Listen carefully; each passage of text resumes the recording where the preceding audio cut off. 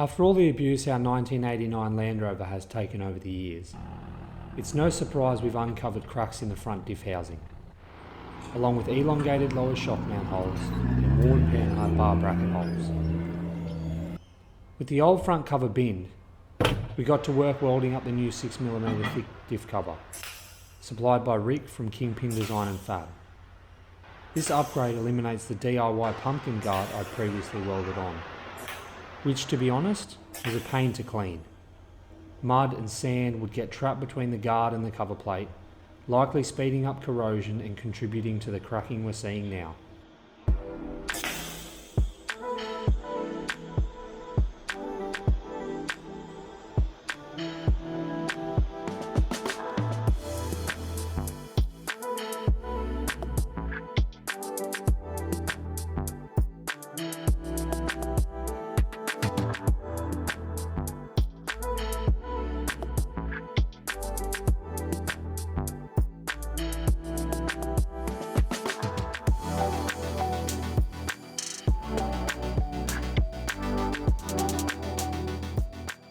Alright, it's early Sunday morning and we got the diff pumpkin all welded on the whole way around, TIG welded.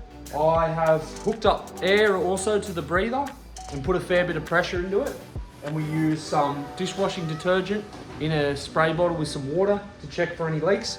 There's no leaks and it's holding good pressure, so that's pretty awesome. So we can finally lay just one more pass just to fill up that edge the whole way around. I'm going to drop the amps a little bit. And then we can finally put it all back together. So how good's that? Finally making some progress.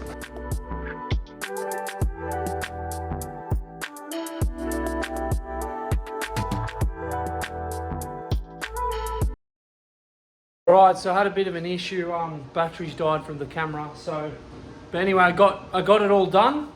So it's all welded up now, so I'm really happy with how the welds came out.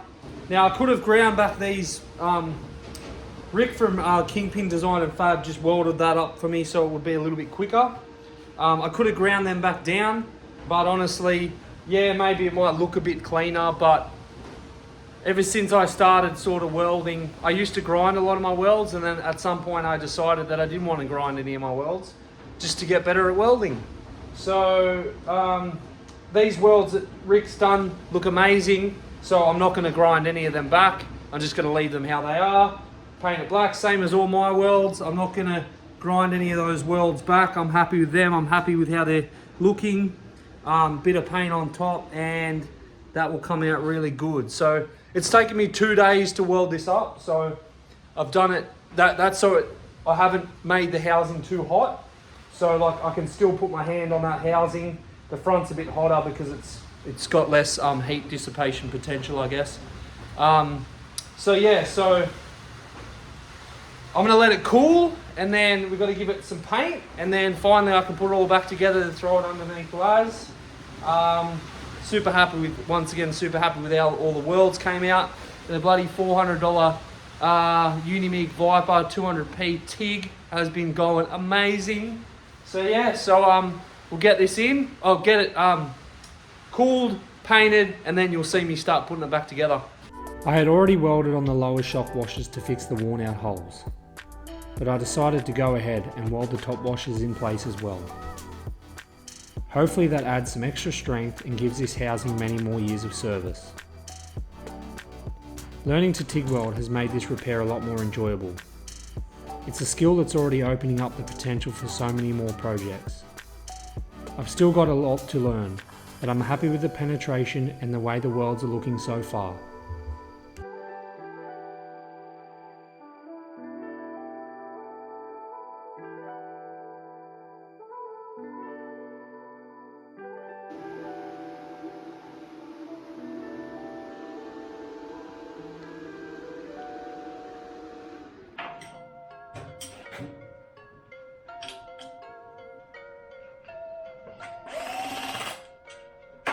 Oh no, Butterfingers.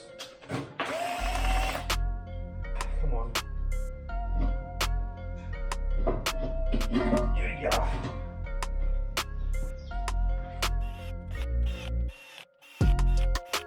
With the new HD cover all welded up, I got stuck into getting the diff out, and reinstalled with some sealant for a final leak test.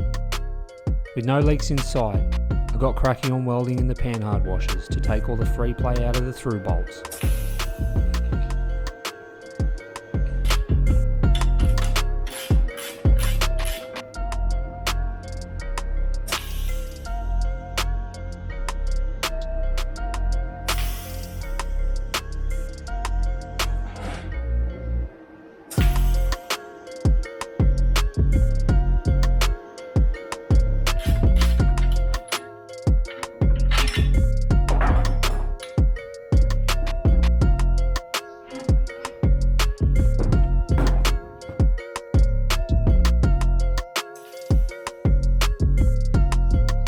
Majority of the smoke you can see is from paint I couldn't remove on the inside of the bracket.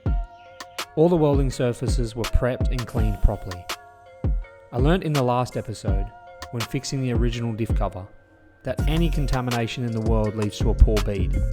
It's just nowhere near as forgiving as MIG welding, especially flux core MIG.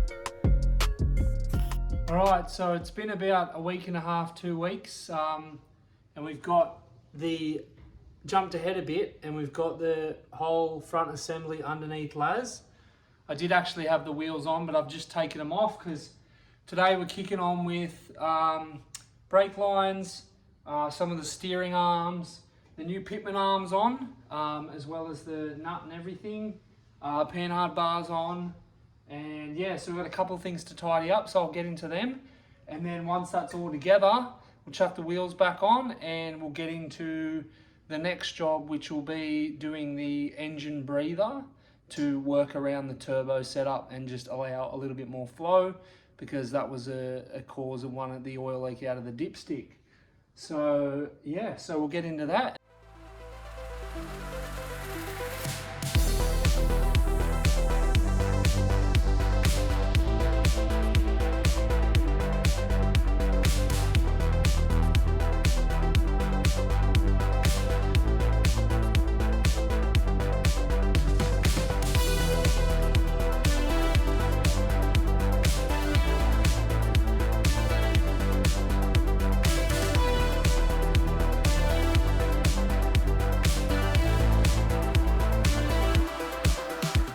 We finally got the front end put back together and hit that huge milestone of having it sitting on all 4 wheels again. I smashed out a whole heap of fab work in between actual work and trying to have a social life, so I didn't film a lot of the new crankcase and rocker cover breather setup. I've still got a couple of clips showing the inside of it though, and I'll put them up now. When I first installed the turbo, I gave the original breather away and chucked on an off-the-shelf one.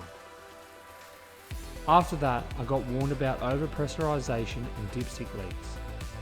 The leak wasn't major, so I haven't stressed too much, but fixing it has always been sitting on the to-do list. I built this new breather to sit underneath the airbox on the bracket, with a tube that vents all the way out to the back of the vehicle.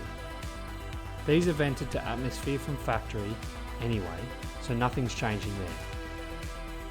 After that, I got a few more bits in the engine bay put back together, just enough so I could start it and drive it out of the shed. There wasn't really a need to move it yet, with still a bit of tidying up and a few jobs to finish, but I've just been lacking motivation lately. Seeing it drive under its own steam again put a smile on my face. That little moment gave me the kick I needed to push through the final 10% and get it ready for the pits here in WA. Fingers crossed it passes, but if not, straight back into the shed to sort whatever needs to be fixed.